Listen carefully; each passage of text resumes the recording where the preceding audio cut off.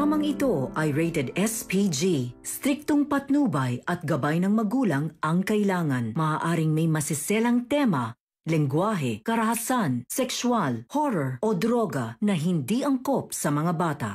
Ikaw ang aking lala sa gabing madilim.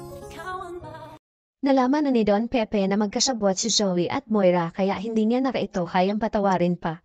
Magandang araw at eto na nga tayo sa ating pinakaabangang tagpo sa abot kamay na pangarap. Welcome to my channel. Please don't forget to like, comment, and click the bell button para lagi kayong updated sa aking mga videos. Samantala, hindi na napigilan ni Don Pepe ang galit niya sa mag-inang Moira at Zoe dahil nalaman ni Don Pepe na alam na din ito ni Zoe at ikinagalit ito ni Don Pepe ng matindi dahil ang buong akala niya ay nagbago na ito pero hindi pa pala. Hindi niya alam kung bakit siya nagkaganon. Sabi ni Don Pepe kay Zoe, pinagtanggol kita, minahal kita, iniisip ko ang kinabukasan mo, pero ano ang ginawa mo? Demonyo kayo ng ina mo, akala ko katulad ka ng ina mo, yung pala mas masahol ka pa. Magdudusa kayong dalawa sa impyerno kasama ng iba pang demonyo. At habang pinapalayo ni Don Pepe si Zoe, ay umiiyak naman ito at humihingi ng tawad. Pero hindi na siya nito pinakinggan dahil sobrang galit sa kanya ni Don Pepe, ay pinaalis na niya si Zoe at ayaw niya na itong makita pa. Wala na siyang apong kagayan niya, nakasabwat ni Moira. Walang nagawa si Zoe kundi umalis habang umiiyak. Nakita naman ni Moira na umiiyak si Zoe at tinanong niya si Zoe kung ano ang nangyari. Sabi ni Zoe na galit na sa akin si Lolo dahil alam niya na nakasabwat mo ako. Sabi naman ni Moira, ngayon alam mo na hindi ka ninaya paniniwalaan dahil hindi mo siya kadugo. At wala na siyang pakialam sa'yo at sa akin. Gagawa yan ng paraan para masabi niya ang katotohanan kay Robert.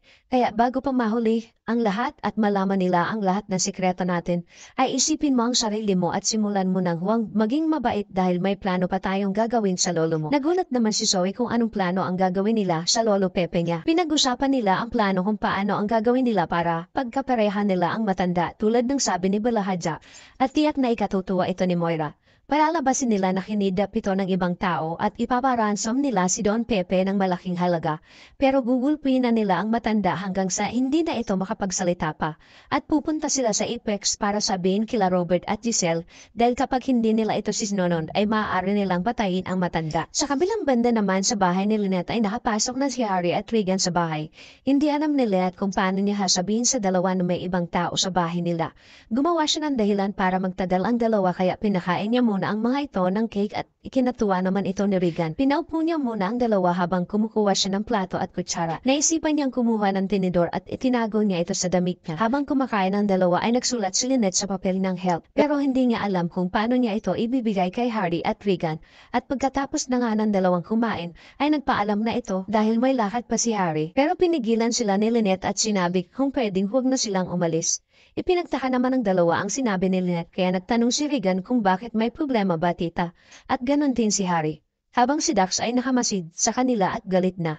Sabi ni Lynette, wala naman, kaya lang, wala kasi akong kasama ngayong gabi, baka naman pwede niyo akong samahan dahil bukas pa uuwi si Carlos ng umaga at medyo masama pa ang aking pakiramdam. Sabi naman ni Harry, may lakad kasi ako tita ngayon. Baka si Regan pwede na lang, magpaiwan total wala naman siyang gagawin, pero pwede kayong magpasama sa kanya. Umayag naman si Regan na magpaiwan at natuwa ito dahil mampakakain pa siya. At nagpaalam na nga si Harry at binili na niya si Regan na bantayan niya maigi ang tita Lynette niya. At humanik na si Harry kay Lynette at inilagay niya sa jacket ni Harry ang isinulat ni Lynette na help nang hindi napapansin. At umalis na ito at naiwan si Lynette at Regan. Habang si Giselle at Robert naman ay patuloy na nagtatalo dahil ayaw paniwalaan ni Robert na may kinalaman si Zoe sa pagkawala ni Don Pepe. Iniisip niya na baka na may problema lang si Zoe kaya lagi siyang nawawala sa hospital at wala siyang mapagsabihan. Tama nga siguro ang sinabi ni Carlos na may kwenta siya kesa sa kanya dahil sarili niyang anak ay malayo sa kanya. Hindi naman naniniwala si Giselle na wala itong kinalaman dahil pareha sila ni Annalyn ang iniisip. At nag-aalala na si Giselle sa papa nila dahil wala pa din silang alam kung saan ang kinaroroonan nito. Kaya nagpasya si Giselle na ipablatter niya na ang mag-inang Zoe at Moira at hindi na siya mapipigilan pa ni Robert dahil hanggang ngayon sila pa din ang prime suspect niya sa pagkawala ng papa niya. Nagalit naman si Robert kay Giselle dahil hindi siya naniniwala na may kinalaman si Zoe sa pagkawala ni Don Pepe at sinabihan niya si Giselle na wala ka talagang pakialam kung magkasira kami ng anak ko. Kung sa bagay, Paano ka naman magkakaroon ng pakialam kung sariling anak mo ay pinabayaan mo? Ikinagalit ni Giselle ang sinabi ni Robert at nasampan niya ito. Sabi ni Giselle, "Wag mong madamay-damay ang anak ko. Magkaiba tayo." Bakit? Nasasaktan ka ba sa sinabi ni Carlos? Dahil siya ang kinakausap ni Zoe kapag may problema? Naniniwala ka kay Carlos? Naniniwalaan mo si Carlos sa mga sinasabi niya? Malakas din ang kutob ko na may tinatago din yan. At kung hindi ka pa din naniniwala na may kinalaman si Zoe, bakit ayaw mo pa din bang paniwalaan ang isinasabi ni Annalyn na anak mo din? Dahil para sa akin ay parehas kami ni Annalyn nang hinala na kasabwat ni Moira si Zoe.